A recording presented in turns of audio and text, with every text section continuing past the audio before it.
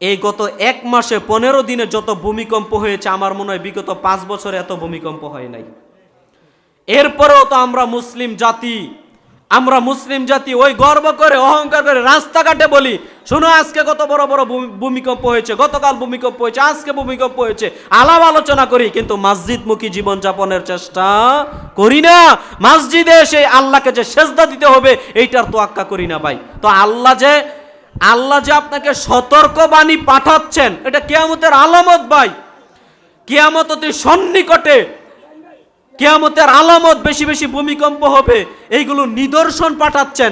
এরপরও মুসলিম জাগি, ঘুমন্ত হৃদয় জাগ্রত হচ্ছে না বা ফেন্সিডিল, এরপরও মানুষের গীবত, বদনাম, চগলখুরি, এরপরও মিথ্যা অপবাদ, কোনো কিছুই কমছে না, দিন দিন যেন বাড়ছে। কেন নেচার ভাই এমন হবে আপনার? আপনি নিজেকে পরিবর্তন করে ফেলেন ভাই। এগুলো সতর্কবাণী, যে কোনো মুহূর্তে আল্লাহ আপনার জীবন নিয়ে নিতে পারেন ভাই, যে কোনো মুহূর্তে। এজন্য প্রিয় ভাইয়েরা আমার, সতর্কবাণী আল্লাহ সুবহানাহু ওয়া তাআলা প্রেরণ করছেন। ভূমিকম্প নিয়ে ওই আলাপ আলোচনা বাদ দিয়ে আল্লাহকে সেজদা দিতে শিখেন ভাই, আল্লাহকে সেজদা দিতে শিখেন, আল্লাহর দিকে ফিরে আসেন। হারাম যদি বক্ষণ করেন ছেড়ে দেন, গান বাজনা বক্ষণ করলে ছেড়ে দেন। আল্লাহ সুবহানাহু ওয়া তাআলা তৌফিক দান করুক, আল্লাহুম্মা আমিন।